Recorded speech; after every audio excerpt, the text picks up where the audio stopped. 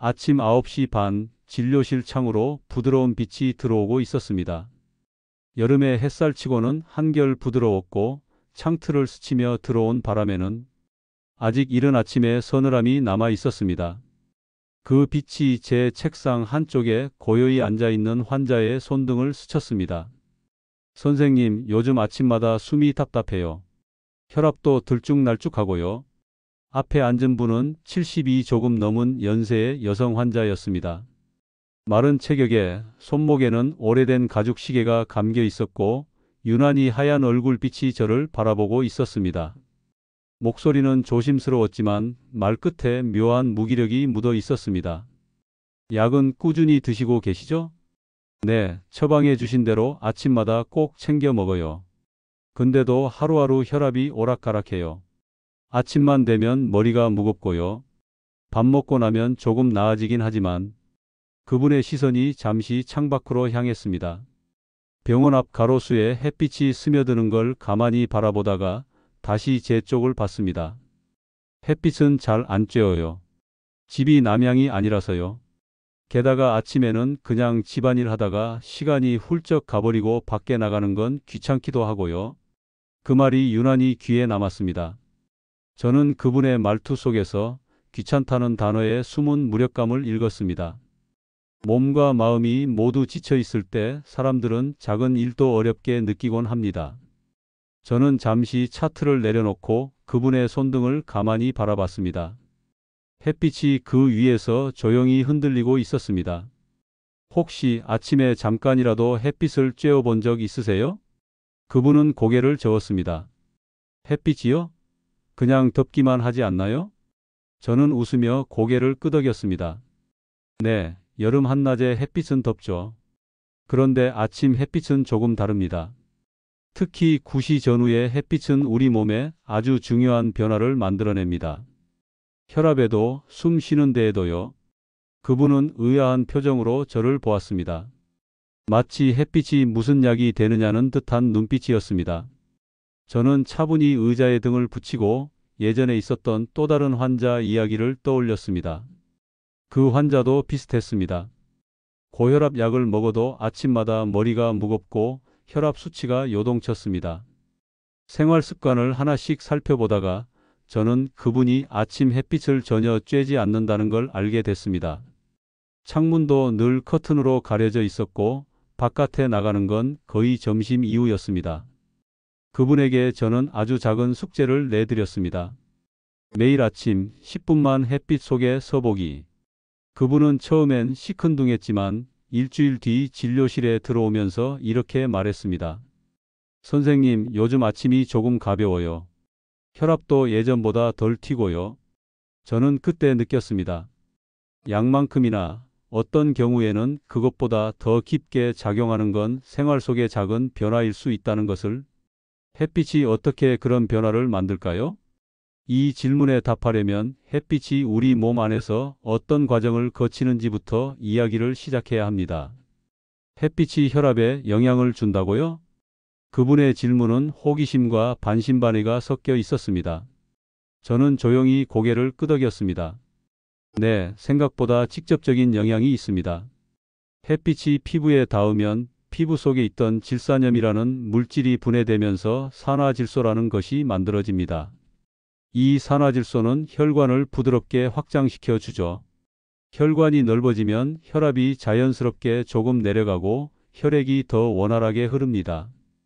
그분은 제 말을 가만히 듣더니 손목 위 시계를 한번 바라봤습니다. 저는 말을 이어갔습니다. 또 아침 햇빛은 우리 뇌 속 시계, 즉 생체 리듬을 맞춰줍니다. 아침에 햇빛을 쬐면 뇌 속에서 세로토닌이 분비됩니다. 이건 기분을 안정시키고 집중력을 높여주는 호르몬이에요. 반대로 밤이 되면 이 세로토닌이 멜라토닌으로 바뀌어서 깊은 잠을 도와줍니다. 낮에 빛을 잘 받아야 밤에 숙면을 취할 수 있는 거죠. 그분의 표정이 조금 누그러졌습니다. 기분과 잠 이야기는 혈압보다 더 직접적으로 와닿는 듯 했습니다.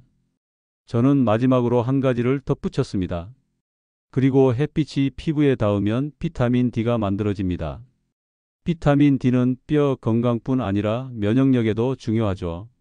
그런데 요즘처럼 실내 생활이 많으면 비타민 D 부족이 아주 흔합니다.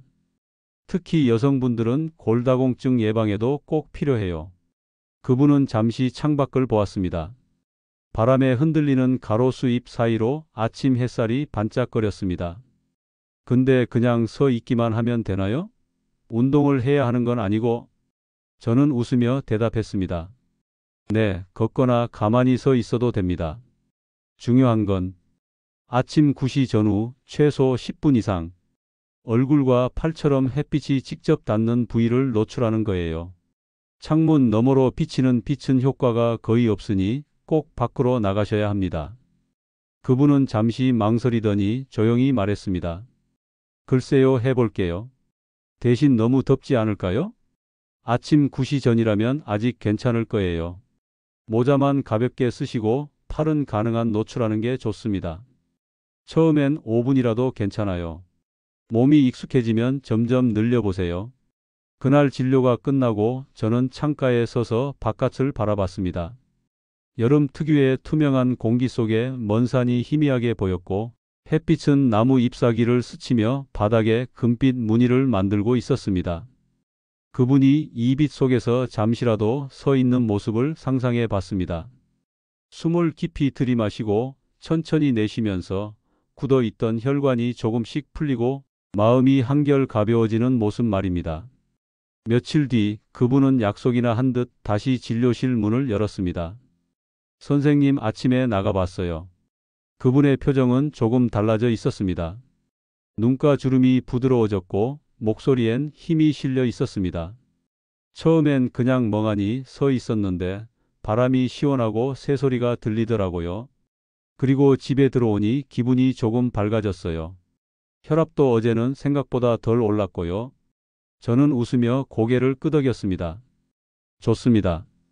이런 작은 변화를 몸이 기억하게 되면 더 많은 변화가 찾아옵니다.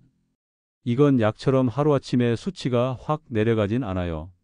하지만 서서히 그리고 오래 지속되죠.